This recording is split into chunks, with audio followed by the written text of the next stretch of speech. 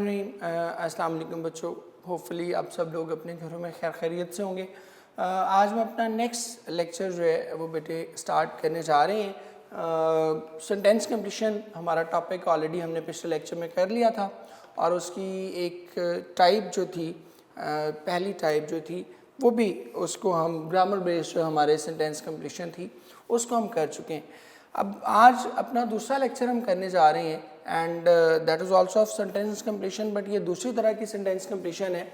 और ये sentence completion है, मैंने आपको बताई थी कि दूसरी टाइप है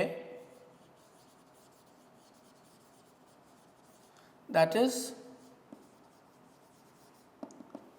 वोकैबुलरी बेस्ड।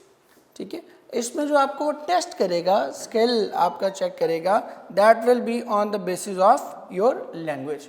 ठीक है, लैंग्वेज की बिना पर जो है वो आपको जो है वो इवेल्युएट किया जाएगा।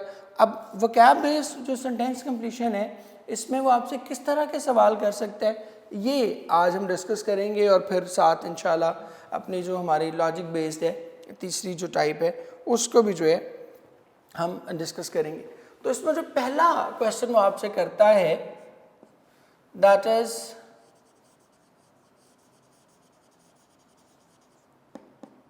सब्स्टिट्यूशन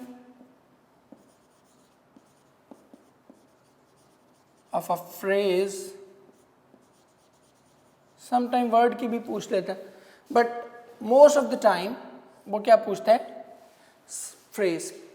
कि कोई फ्रेज आपको ऐसी दे दी जाती है जिसकी आपसे जो है वो सब्स्टिट्यूशन जो है वो पूछी जाती है कि उस नीचे ऑप्शन में कोई एक आध वर्ड दे दिया जाता है और उसको आपने बेसिकली सब्स्टिट्यूट करना होता है, उसको आपने रिप्लेस करना होता है on the place of that phrase.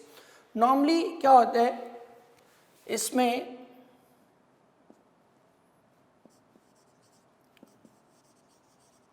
the phrase actually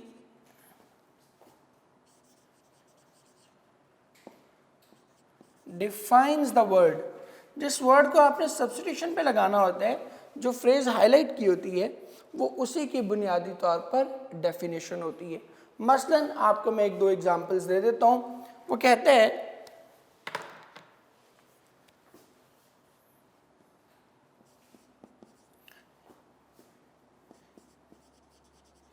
he paints only for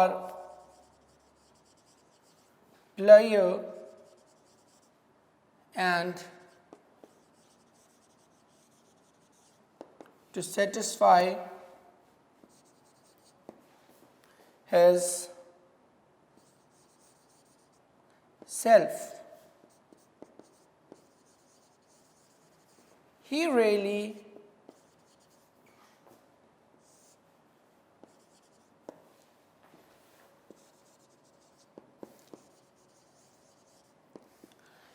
अब ये देखें उसने बड़ा क्लियरली आपको बता दिया इसमें कि he paints only for pleasure and to satisfy his self।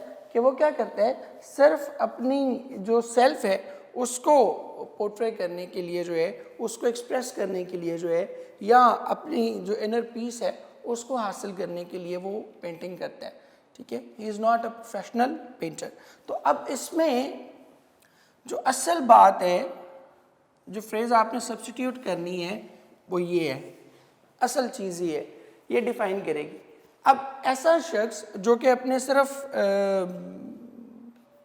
Player के लिए जो है वो कोई काम करता है, या आप यूँ कह लें कि अपने सेल्फ के लिए जो है वो काम करता है, तो उसको हम क्या कहते हैं, उसको हम कहते हैं एमेच्योर। ठीक है, आप ये अक्सर सुनते हैं एमेच्योर गोल्फ चैम्पियनशिप होती है। वो एमेच्योर गोल्फ चैम्पियनशिप क्या होती है, उसमें वो लोग जो है वो बेसिकली पार्टिसिपेट करते हैं जो कि प्रोफेशनल जो है वो प्लेयर जो है नहीं होते।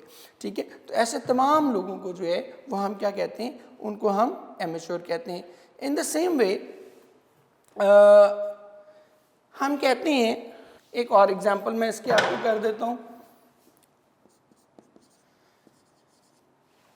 ही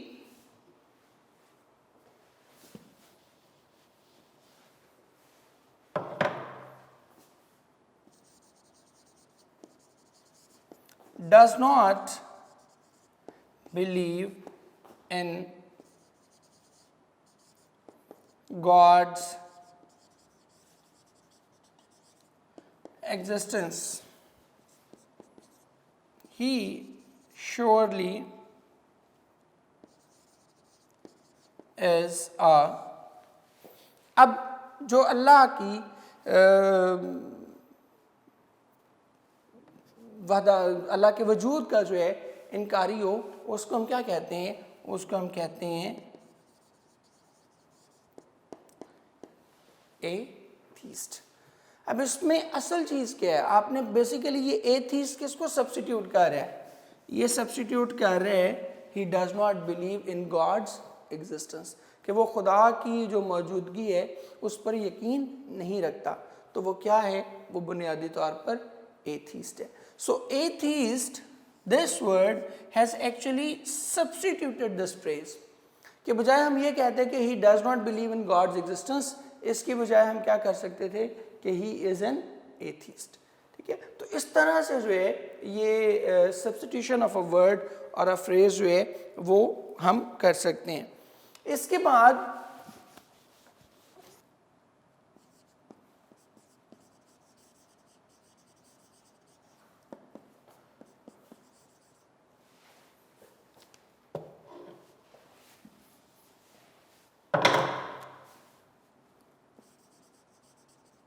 पर्टिकुलर टर्म, पर्टिकुलर टर्मिनोलॉजी जो है उसको भी समटाइम डिनोट करने के लिए जो है हम इस तरह के वर्ड जो है उसको इस्तेमाल करते हैं।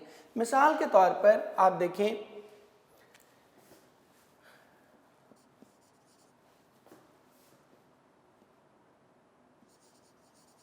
द ऑर्डर्स वर डिक्लेयर्ड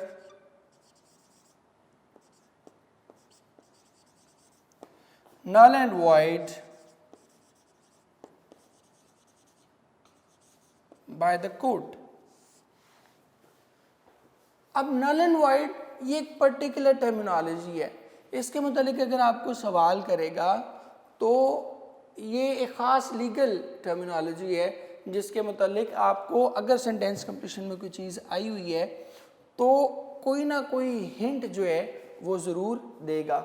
मसलन इसी जुमले को आगे कंटिन्यू कर देगा, सो all the appointments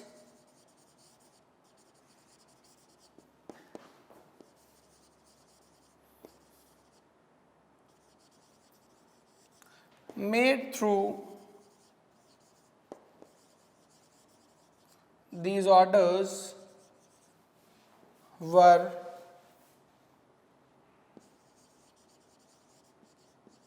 revoke. Revoke होता है कैंसिल कर देना। ठीक है, अब नल एंड वॉइड, अब आपको समझ आ जाएगी कि नल एंड वॉइड क्या है? कैंसलेशन, ख़त्म कर देना। ये टिपिकल टर्मिनोलॉजी है। नल एंड वॉइड उस ऑर्डर को कहते हैं जिसके मुतालिक कोर्ट जो है वो मुकम्मल तौर पर फैसला कर दे कि ये ऑर्डर जो है ये क्या है, दैट इज़ कम्प्लीटली फॉल्टी। शुरू से ही मतलब उसका मतलब ये होता है, नल एंड वॉइड करार देने का मतलब ये होता है कि ये ऑर्डर जो है वो कभी भी एग्जिस्ट ही नहीं करता था। ठीक है, तो इस तरह की जो टिपिकल टर्मिनोलॉजी है, पर्टिकुलर टर्म्स जो हैं वो भी जो है वो आपसे पूछ लेता है। तीसरी चीज़ जो आपसे अक्सर पूछी जाती है वो होती है जी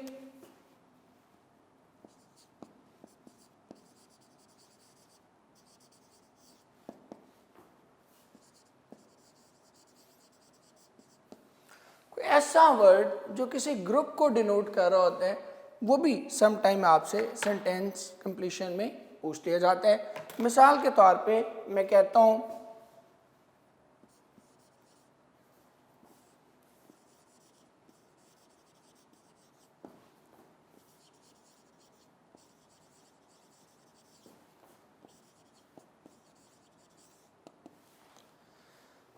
the blank of ships was ready to sail. अब देखें नीचे मैं कर देता हूं बंच, बी कर देता हूं क्लस्टर, सी कर देता हूं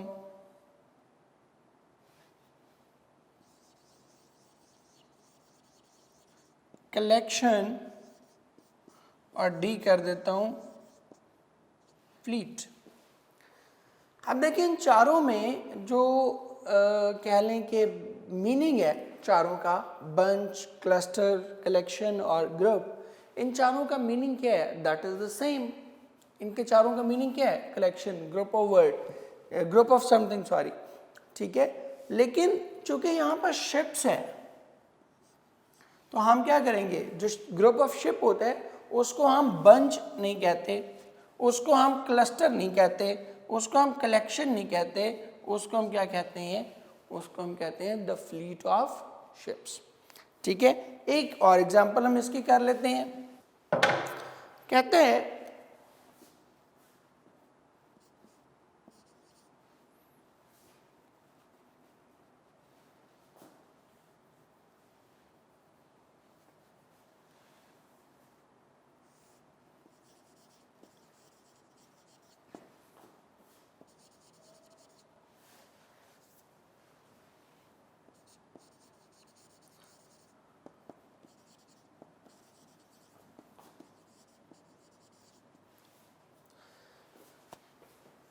अब और कुछ भी हमने चेंज नहीं किया, सिर्फ नाउन चेंज किया। अब बंच भी नहीं आएगा, कलेक्शन भी नहीं आएगा, फ्लीट भी नहीं आएगा, because stars are always in cluster. तो यहां पर हम क्या लिखेंगे? The clusters of star was visible. एक और छोटी सी एग्जाम्पल कर लेते हैं, फिर हम आगे बढ़ते हैं इस पे।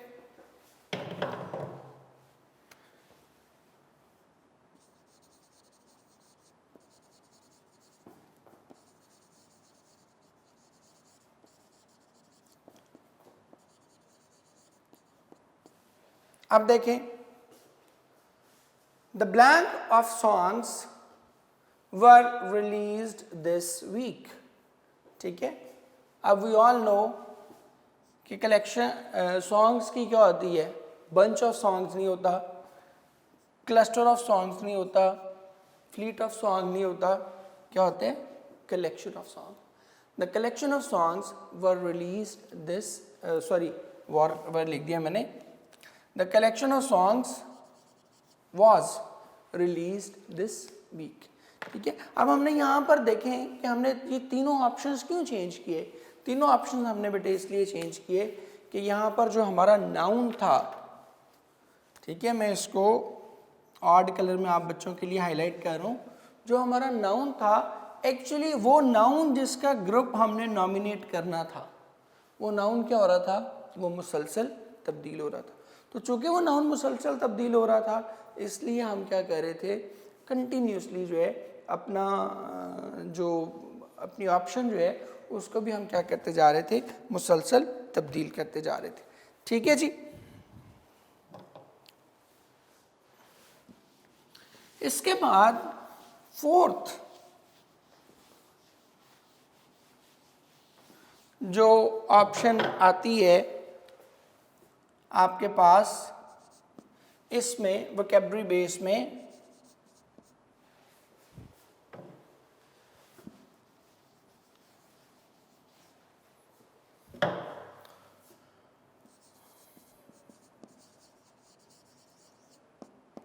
वो ऑपोजिट्स की आती है कि आपसे एक सवाल पूछ लिया जाता है, ठीक है, और उसके क्या पूछा जाता है? उलट जो है वो क्वेश्चन पूछ लिया जाता है। मसलन आप कहते हैं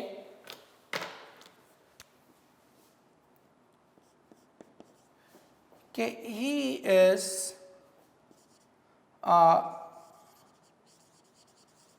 stalwart person while his brother is a perfect example of. अभी आपसे क्वेश्चन पूछ लिए कि वो तो बड़ा क्या है, स्टालवर्ड कहते हैं मजबूत सेहतमंद आदमी, पहलवान किस्म का बंदा, उसको हम क्या कहते हैं, स्टालवर्ड। कि वो तो बड़ा स्टालवर्ड आदमी है मगर उसका भाई क्या है। अब यहाँ आपसे क्या पूछा जा रहा है, उसका मगर का मतलब ही क्या होता है। मगर हम कहाँ यूज़ करते हैं, जहाँ हम पहले की उलट कहानी, मतलब जैसे हम कहते हैं कि मैंने उसकी मदद करने की बहुत कोशिश की मगर मैं ऐसा ना कर सका, कि जो पहले बात चल रही है उसके क्या करने हैं, उसके टोटल ऑपोजिट आपने कर देना है। अब ये देखें, वो सेहतमंद है तो हमने कुछ ऐसी चीज ढूंढनी है, कोई ऐसा वर्ड जिससे वीकनेस शो। तो हम क्या करेंगे जी, एट्रॉफी, हम कहेंगे जी स्टर्डीनेस। स्टर्डीनेस कहते हैं हट्टे कट्टे होने को, एट्रॉफी कहते हैं बहुत वीकनेस को। और सी पे हम लिखते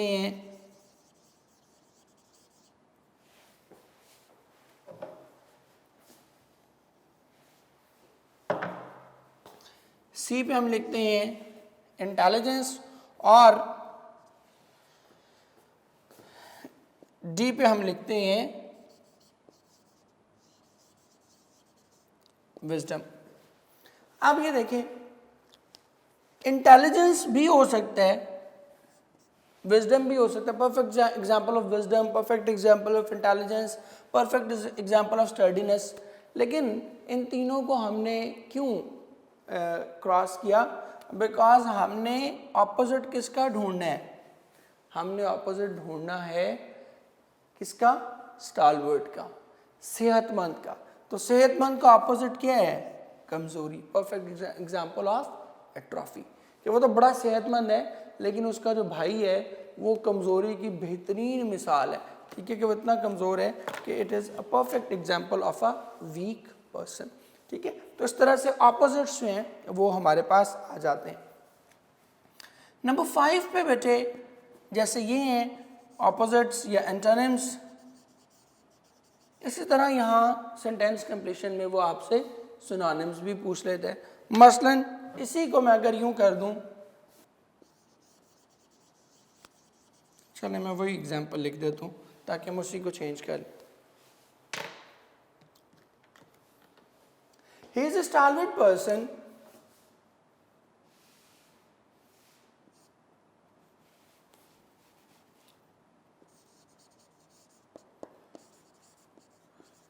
just like his brother who himself was a perfect example of। अब देखिएगा वही स्टेटमेंट रहते हुए उसमें मैंने सिर्फ एक दो वर्ड चेंज किए तो हमारा जो आंसर है वो टोटल क्या होगा, वो बिल्कुल बदल जाएगा। मसलन अब हमने क्या करना है कि वो बड़ा सेहतमंद है, जस्ट लाइक का क्या मतलब, बिल्कुल उसी तरह, जस्ट लाइक हिज ब्रदर, बिल्कुल अपने भाई की तरह, who himself was a perfect example of. अब ये दोनों क्या हैं, अब ये दोनों सिनोनिम्स हैं, सेम है, सेम सिचुएशन है। तो हमने क्या करना है, यहाँ पर हमने स्टालवर्ड का ऑपोजिट या एंटोनिम नहीं ढूंढना, बल्कि यहाँ पर हमने क्या करना है, स्टालवर्ड का सिनोनिम ढूंढना है, उसका मिलता जुलता वर्ड ढूंढना है। तो एट्रॉफी भी नहीं होगा, वो तो ऑपोजिट हो जाता है, इंटेलिजेंस भी नहीं होगा और विजडम भी नहीं होगा। The correct option would be स्टर्डीनेस।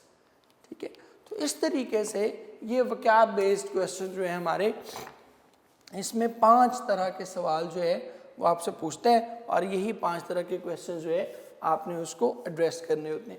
और तरीक़ाकार वही मैंने आपको बता दिया कि फ्रेज़ और वर्ड का अगर आपसे पूछे तो आपने वो फ्रेज़ को देख लेना है गौर से कि उसका मतलब क्या है, उसके दाएं बाएं कहीं उसने मतलब दिया भी होता है। एक बार रिव्यू कर रहे हैं हम। पर्टिकुलर टर्म अगर बात करें तो पर्टिकुलर टर्म के बारे में भी उसने जहाँ टर्म यूज़ की है उसके आसपास ही कहीं ना कहीं उसने जो हिंट है, क्लू है, वो दिया होता है। देन ऑपोजिट्स की डिनोटिंग अ ग्रुप की बात करें, ये प्योरली आपकी वोकेबलरी बेस्ड क्वेश्चन है। इसमें वही बच्चा जो है वो नॉर्मली सर्वाइव करता है कि जिसके पास जो है वो बैकग्राउंड नॉलेज जो है इंग्लिश लैंग्वेज का वो अच्छा होता है, ये जिसको थोड़े बहुत कलेक्टिव नाउन्स जो हैं वो याद होते हैं। और इसी तरह फिर सिनोनिम्स और एंटोनिम्स हैं। इसमें जो इम्पॉर्टेंट चीज़ है वो आपकी कंजंक्शंस होती हैं, वो अभी हम आगे अगला वही टॉपिक करने जा रहे हैं। जैसे यहाँ पर जस्ट लाइक हमने लगाया था, तो जस्ट लाइक क्या शो कर रहा था कि हमने स्टालवर्ड का क्या ढूंढना है, सिनोनिम ढूंढना है। इसी जस्ट लाइक की बजाय अगर मैं लगा देता अनलाइक, ठीक है, तो फिर इसका मतलब क्या होता कि हमने जो इसका सिनोनिम नहीं ढूंढना, बल्कि हमने क्या करना है, हमने इसका एंटोनिम ढूंढना है। तो ये दो वेरिएंट्स जो हैं ये आपको जो है इसमें जो है वो मिलते हैं। ठीक हो गया जी। अब हम अपने नेक्स्ट जो है उस पर जा रहे हैं, अपने नेक्स्ट टाइप ऑफ क्वेश्चन पे जी। और अब बेटे हम दूसरा अपना जो आखिरी टाइप है इसकी वो करने जा रहे हैं, and that is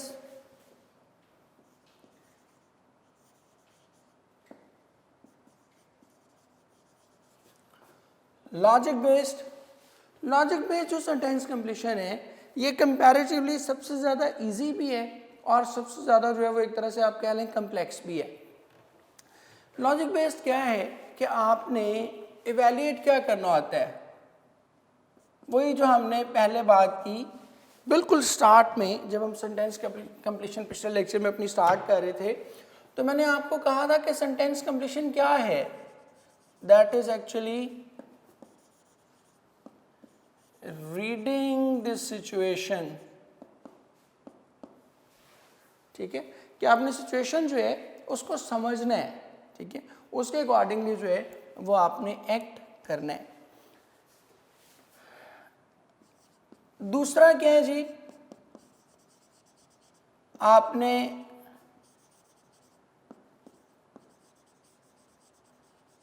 flow of the sentence उस पर ज़रा गौर आपका होना चाहिए कि जुमला जो है वो किस जानिब जो है वो जा रहा है, उसका मूड जुमले का जो है वो क्या है। और इसमें जो तीसरी सबसे इम्पॉर्टेंट चीज़ होती है दैट इज क्लॉजेस। और क्लॉजेस जो है, बल्कि क्लॉजेस से भी ज़्यादा ज़रूरी, क्लॉजेस एंड कंजंक्शंस के बजाय आप अपनी आसानी के लिए जो है इसको सिर्फ कंजंक्शंस लिख लें, that would be easier for you. Conjunctions जो है ये की रोल प्ले करती हैं आपके सेंटेंस कंप्लीशन में। क्योंकि ये सेंटेंस कंप्लीशन में इसलिए की रोल प्ले करती हैं ये, सॉरी, कि ये आपको जो फ्लो ऑफ द सेंटेंस है, जो मूड ऑफ द सेंटेंस है, उसके बारे में जो है वो बता देती हैं। और बता देती हैं कि जो अंडरस्टैंडिंग ऑफ द सिचुएशन है उसको भी एक तरह से क्या करती हैं, इम्प्रूव करती हैं। बिकॉज ये आपको एक हिंट दे देती हैं, आपको एक क्लू दे देती हैं कि जुमले में इससे पहले क्या गुजरा है और जुमले में इसके बाद क्या गुजरेगा। ठीक है, सो ये एक बड़ी इम्पॉर्टेंट जो है वो आपके लिए जो है एक गाइडलाइन के तौर पर जो है वो सर्व करती हैं आपको, और आपको बताती हैं कि किस तरह जुमले के पहले हिस्से में क्या है। आपको पता है कि कंजंक्शन हम कब इस्तेमाल करते हैं, कंजंक्शन हम उस वक्त इस्तेमाल करते हैं जब हमने किसी वर्ड को, किसी फ्रेज़ को, किसी क्लॉज को जो है वो आपस में मिलाना हो। तो ये बेसिकली आपको एक हिंट दे देती हैं, एक गाइडलाइन फ्राहम कर देती हैं कि जुमले में इससे पहले क्या गुजरा है और इस जुमले में इसके बाद क्या गुजरेगा। सो इसी के अकॉर्डिंगली इनको हमने को 2-3 डिफरेंट कैटेगरीज में जो है वो डिवाइड किया है, वो देखते जाएं ज़रा। पहले जुमले वो होते हैं जिनमें कंजंक्शंस जो हैं कंट्रास्टिंग कंजंक्शंस या जुमले के अंदर कंट्रास्ट शो हो रहा होता है। कुछ ऐसे कंजंक्शंस हैं जो क्या करती हैं, कंट्रास्ट को शो करती हैं। वो कंट्रास्ट कैसे शो करती हैं जी, कौन कौन सी कंजंक्शंस हैं, मैं आपके लिए लिख देता हूँ। पहला है जी ऑल्दो,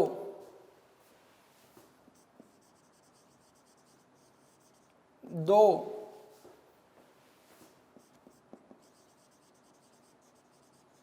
however,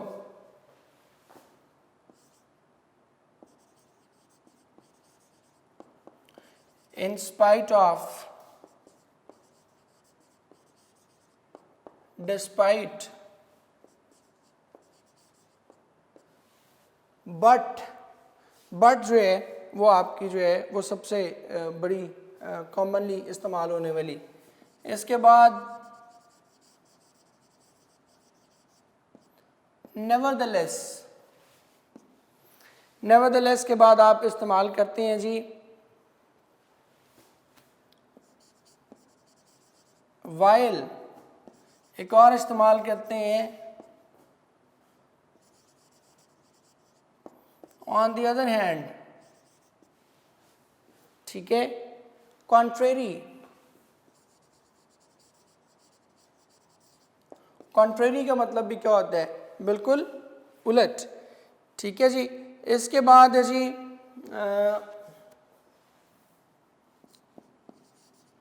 येट, बड़ा कॉमनली जो है वो आप इस्तेमाल करते हैं। और इसके बाद जो है आप क्या इस्तेमाल करते हैं, rather than.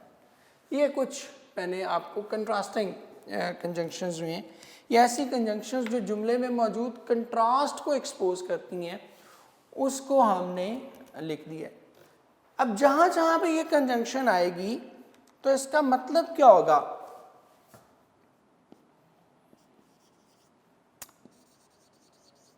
the two clauses of the sentence will be opposite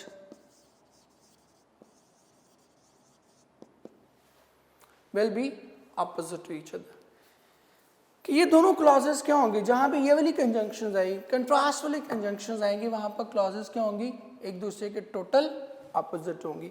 मसलन मैं कहता हूँ, एक जुमला आपके लिए लिख रहा हूँ कि ही tried to portray that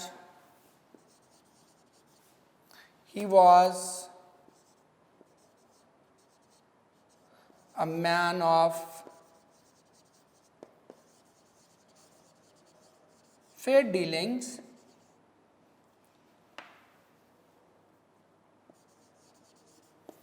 but I was aware of his, ठीक है, A, B, C और D।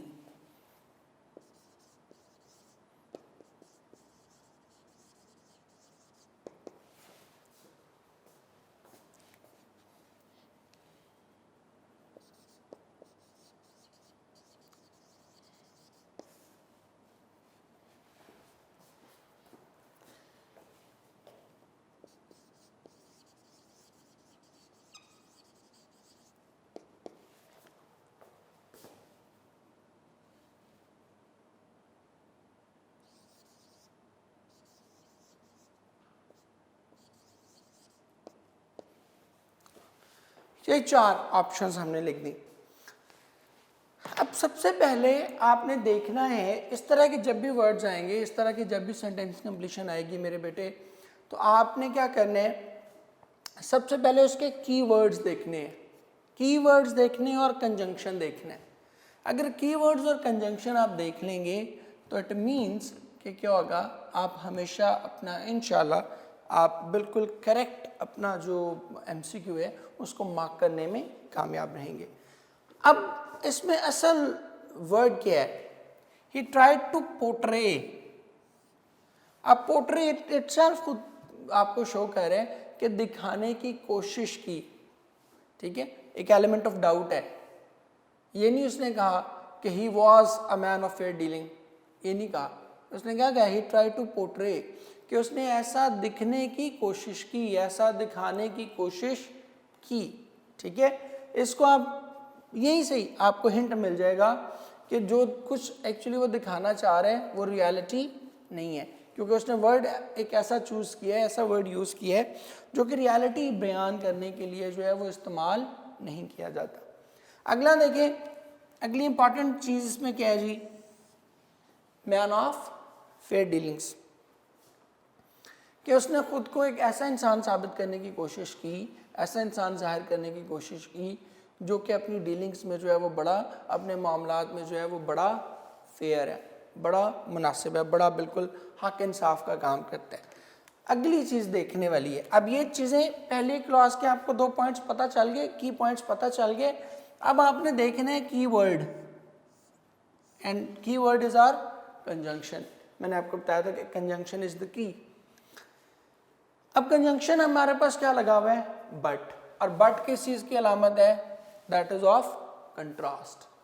कंट्रास्ट की अलामत है ना बट, कि था तो सही मगर कोई बात, लेकिन, तो लेकिन या मगर के बाद वाली जो बात है वो पहली वाली बात से क्या होती है, बिल्कुल मुतजाद होती है, बिल्कुल उलट होती है।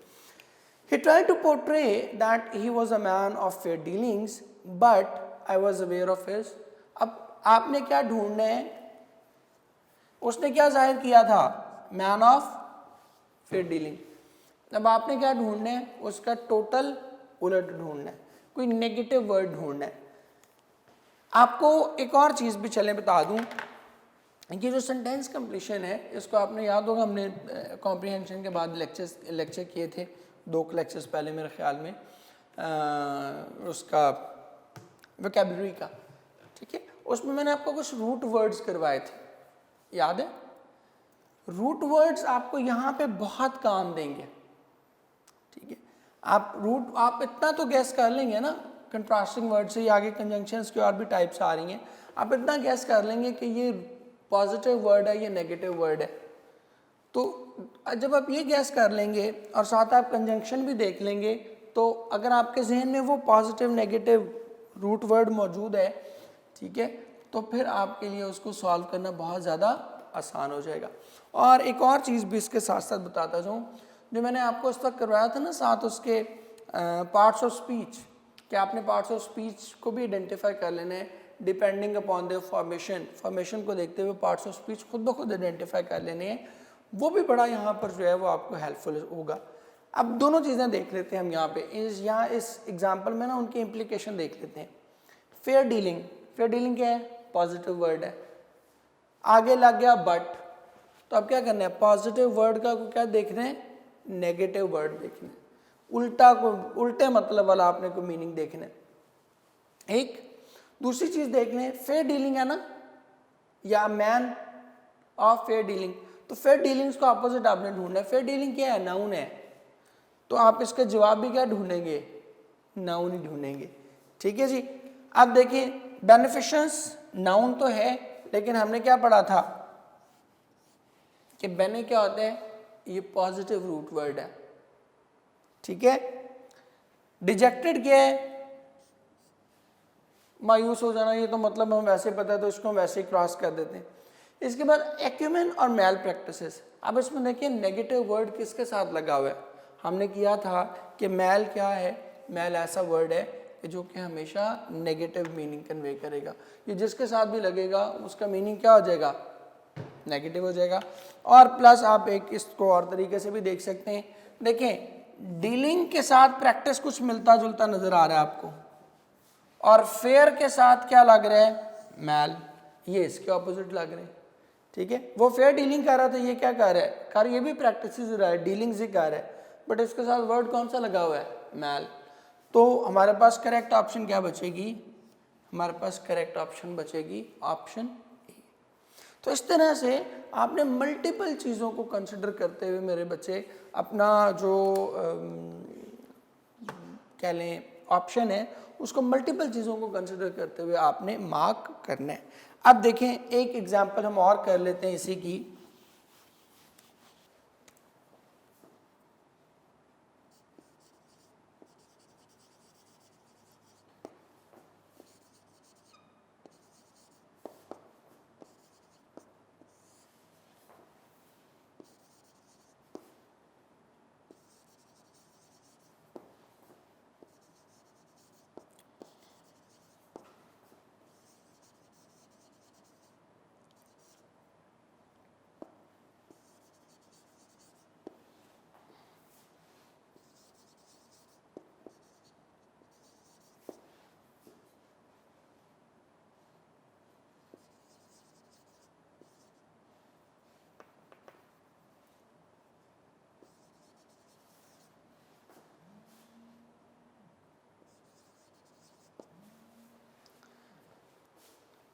Okay, ji, the mother tried to blank the child, but the crying child did not hear anyone.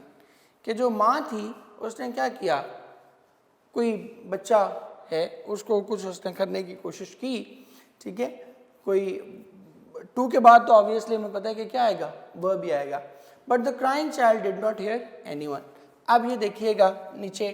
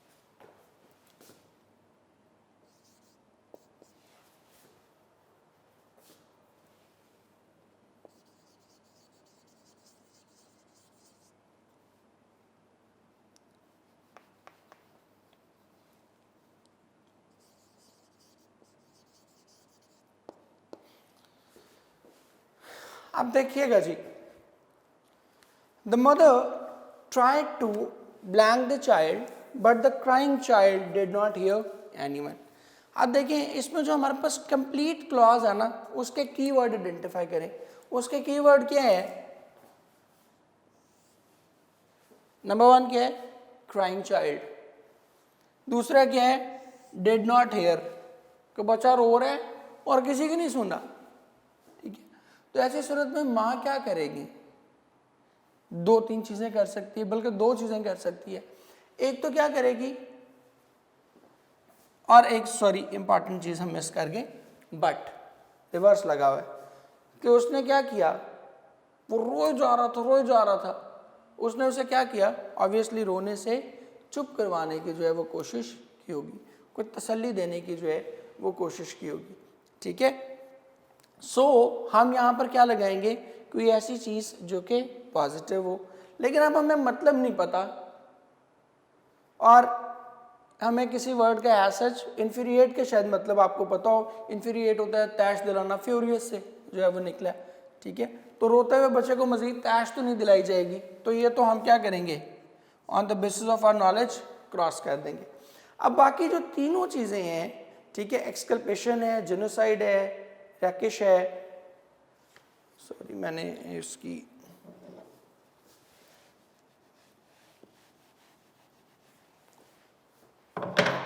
Option में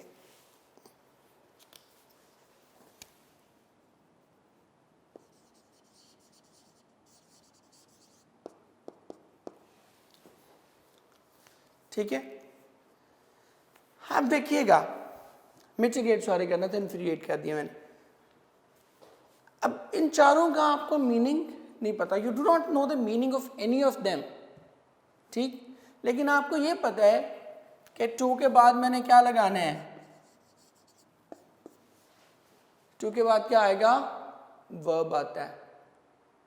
तो इसके अकॉर्डिंगली आप देखें यहां पर क्या आ रहा है, एक्सकल्पेशन, एक्सकल्पेशन ION आ रहा है, ION जिसके एंड पे है वो क्या होता है, that is normally a noun.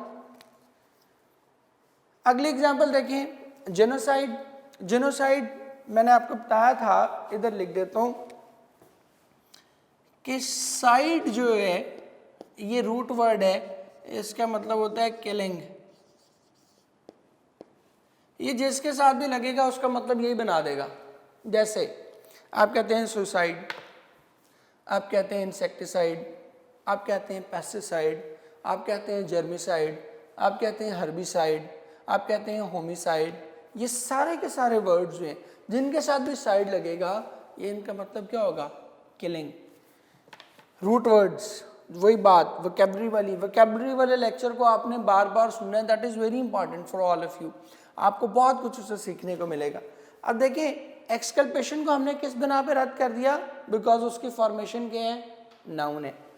Genocide को हमने किस बिना पर रद्द कर दिया कि साइड का मतलब क्या है, किलिंग, माँ जो है वो कभी भी अपने बच्चे को मारने की कोशिश नहीं करेगी। और रैकिश ISH जिसके एंड पे आता है वो क्या होता है, दैट इज नॉर्मली एडजेक्टिव। तो एडजेक्टिव को भी हम क्या करते हैं, एडजेक्टिव भी हमें यहाँ पर नहीं चाहिए, हमें यहाँ पर क्या चाहिए, वर्ब चाहिए। और हमें पता था कि जिसके एंड पे ATE आए वो क्या होता है, उसको हमेशा वर्ब कहते हैं, ठीक है। जैसे हम कैलकुलेशन से कहते हैं कैलकुलेट, ह्यूमिलिएशन से कहते हैं ह्यूमिलिएट, ठीक है, जुबिलिएशन से कहते हैं जुबिलिएट, ठीक है। तो जिसके एंड पे एट आएगा वो क्या होता है, वो नॉर्मली वर्ब होता है। तो हम ये कमाल है, और ये कमाल इंशाल्लाह यही वो कमाल है जो हमने इंशाल्लाह डेवलप करना है, कि हमें अगर कोई चीज़ नहीं भी आती, because obviously you can not know everything, आप बच्चे होते हो, 17-18 साल के टीनेजर्स होते हैं, इतनी वोकैबुलरी बिल्ड नहीं की जा सकती आप लोगों की कि आपको दुनिया के हर वर्ड का मतलब पता हो, या जो भी ऑप्शन आए तो you should be aware of it, no, बिल्कुल भी नहीं, ठीक है। आपको वो स्किल, वो टेक्निक सिखानी है कि जिसमें आपके पास ऐसे टूल्स हों कि 2-3 चीज़ें मिलके जो है आप मतलब ना आते हुए भी जो है आप अपनी चीज़ें प्रॉपरली मार्क कर सकें, ठीक है बेटे। तो इस तरीके से हमने इसको करना है कि हमने देख लिया क्राइंग चाइल्ड को क्या किया जाएगा, चुप करवाया जाएगा, लेकिन अब हमें पता नहीं है कि यहाँ पर वो चुप करवाना का मीनिंग क्या है, ठीक है। तो जब हमें ये भी नहीं पता कि मीनिंग क्या है, तो even then we have been able to reach the correct option, और यही जो है यही हमारा बेसिकली कमाल है। नेक्स्ट देखिए बेटे, कुछ कंजंक्शंस वो होती हैं जो सपोर्ट को शो करती हैं। मसलन सपोर्ट को शो करने वाली कौन सी हैं जी,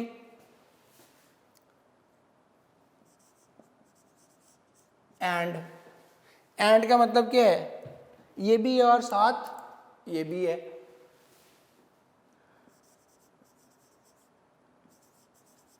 मोर ओवर,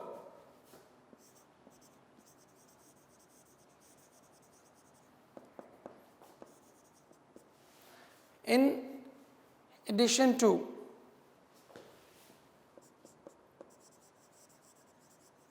further,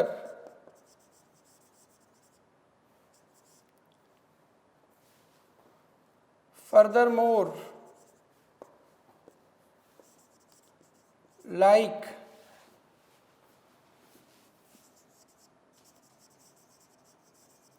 similarly,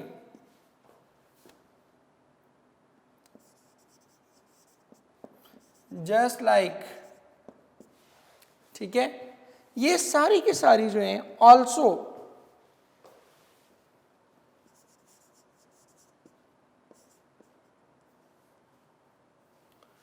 ये सारी की सारी जो आपकी प्रपोजिशंस हैं ये बेसिकली शो करती हैं आपकी सपोर्ट को, कि जो बात पहले हुई है वैसी ही बात जो है क्या हो रही है, उसी टाइप की बात। अगर पहले पॉजिटिव बात हो रही है तो आगे भी क्या होगी, पॉजिटिव बात होगी। अगर पहले नेगेटिव बात हो रही है तो आगे भी क्या होगी, नेगेटिव बात होगी। मसलन मैं कहता हूं कि he is an evil spirit like his late father who was a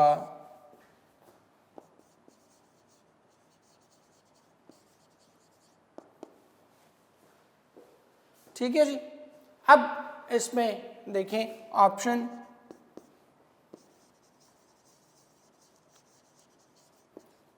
intelligent,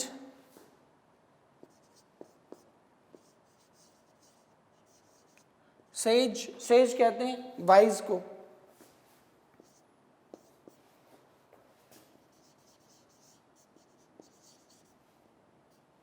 wicked और क्लेवर। अब ये मैंने 4 ऑप्शंस जो हैं वो आपके सामने रख दी। तरीक़ेकार वही है कि सबसे पहले आप क्या करेंगे, कीवर्ड आइडेंटिफाई करेंगे। इसमें कीवर्ड क्या है, इविल स्पिरिट, और फिर कंजंक्शन आइडेंटिफाई करेंगे। कंजंक्शन क्या है, like his late father. Like conjunction है बेसिकली, ये आगे नाम भी लिखें तो खैर है, लेकिन चले अपनी अंडरस्टैंडिंग के लिए उसको कर सकते हैं आप। Like his late father, got it. अब इसका मतलब क्या है कि इवल स्पिरिट, पहले अगर नेगेटिव चीज इस्तेमाल हो रही है, कोई नेगेटिव बात हो रही है, तो यहां भी क्या होगी, यहां भी कोई नेगेटिव वर्ड ही आएगा। जैसा कोई फजूल लफ्ज यहां पर इस्तेमाल हुआ है, कोई इवल वर्ड यहां पर इस्तेमाल हुआ है, वैसा ही इवल वर्ड जो है वो यहां पर भी इस्तेमाल होगा। ठीक है, अब इस बेसिस पर जो है वो आप देखें, intelligent is not an option. ठीक है, सेज, सेज कहते हैं हम वाइज को। वाइज भी जो है that is not an option, because हमने किसका सिमिलर वर्ड किसका देखना है, हमने सिमिलर वर्ड देखना है इविल का। Clever, yes it can be an option, लेकिन याद रखें क्लेवर और विकेड में बहुत फर्क है। अगर यहां पर होता ना, मैं चलें वो बाद में ऑप्शन हम देख लेते हैं। ठीक है, क्लेवर और उसमें फर्क है। इविल का सिनोनिम क्या है, इविल का सिनोनिम है विकेड। ठीक है, विकेड कहते हैं शैतान सिफ्त को। ठीक है, बड़े कोई इंतहाई नेगेटिव जो शख्स है, ठीक है, उसको बदमाश किस्म का शख्स जो है उसको आप क्या कहते हैं, विकेड कहते हैं। ठीक है जी। सो इसी को अब ये देखें, इसी को मैं सिर्फ एक वर्ड चेंज करता हूं, यहां आपके ऑप्शन जो है वो बदल जाएगी। इसको मैं कर दूं ही इज अ कनिंग स्पिरिट, तो अब आपकी ऑप्शन विकेड नहीं रहेगी, अब आपकी ऑप्शन क्या हो जाएगी, क्लेवर। बिकॉज आपने कनिंग का सिनोनिम जो है वो ढूंढना है, क्योंकि आपकी जो कंजंक्शन आई हुई है वो क्या है, वो सपोर्टिव कंजंक्शन है, कि जो बात पहले हो रही है, जिस तरह का शख्स पहले जिसका हम तस्करा कर रहे थे, जो अंडर डिस्कशन था, वैसा ही शख्स जो है वो क्या है, that is under discussion in this second clause. ठीक है, तो this is how you can manage, because all these conjunctions are basically used to support the thesis which is built in the other clause। ठीक है, एक clause में तो obviously आपकी blank होगी और दूसरी क्लॉज में क्या होगा, एक थीसिस बिल्ड किया गया होगा, उस थीसिस को सपोर्ट करेगी ये वाली कंजंक्शन। जो पहले हमने कंजंक्शंस की थी वो क्या कर रही थी, वो उस थीसिस को जो भी पहले बयान किया गया था उसको क्या कर रही थी, निगेट कर रही थी। ठीक है जी। तो इस तरीके से जो है हम इन कंजंक्शंस को जो है वो लेकर चलते हैं। नेक्स्ट हमारी जो लास्ट कंजंक्शंस हैं जी, कॉज एंड इफेक्ट कंजंक्शंस जो है वो कहते हैं जिसमें एक जो क्लॉज है उसमें कोई इंसिडेंट बयान किया जाता है और दूसरे क्लॉज में जो है उसी की रीज़न, उसी की जो कॉज है, कॉज एंड इफेक्ट जो है वो बेसिकली बयान किया जाता है। मसलन इसमें जो सबसे इम्पॉर्टेंट है और सबसे ज़्यादा कॉमनली जो यूज़ होने वाली है that is because, due to, ठीक है, रिजल्टेंटली, ठीक है,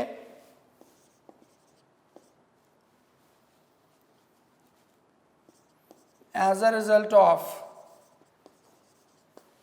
इस तरह की जो चीज़ें हैं, या अकॉर्डिंगली,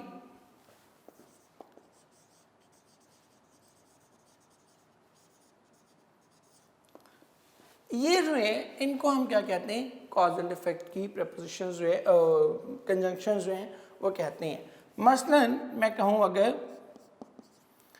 कि he could not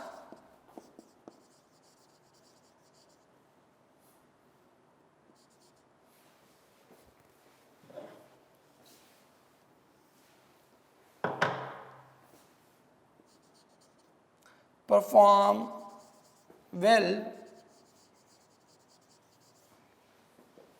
because he could not perform well in the game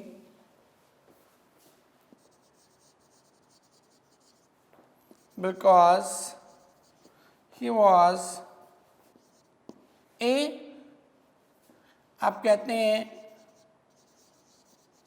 powerful, B कहते हैं एनोनिमस, सी कहते हैं फ्रेजाइल और डी कहते हैं feeble. Now he was not able to perform well in the game. Why? Because he was powerful? No. यहाँ आपको वो जो लॉजिक है वो अपने आप को बेस्ट अंदाज में एक्सप्रेस करेगा। Here you will have to make complete use of your reasoning, ठीक है, of your analytical ability, because you will have to analyze the situation. आपने उसको situation का analyze करना है। Why he was not able to perform well? Because he was powerful? No. Because he was anonymous. Anonymous कहते हैं unknown को.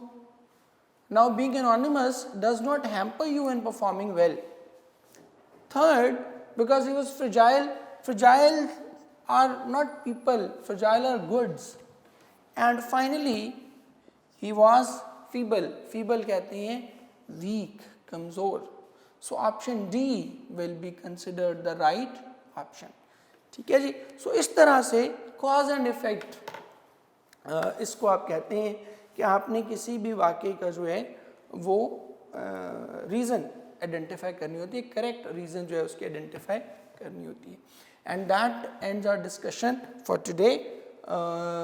आई do hope कि आपने ये सेंटेंस कंप्लीशन जो है वो अच्छी तरह से कर ली होगी, और बाकी इंशाल्लाह इसमें हम जो टेस्ट की अपनी डिस्कशंस करेंगे उसमें ये सारी चीज़ें जो है वो प्रैक्टिकली हम इनको डिस्कस भी करते जाएंगे। एमसीक्यूज़ हमने यहाँ भी किए हैं और कुछ फर्दर एमसीक्यूज़ जो है वो अपने टेस्ट में डिस्कस करेंगे, और उसके बाद इंशाल्लाह will be able to perform it in the best possible manner.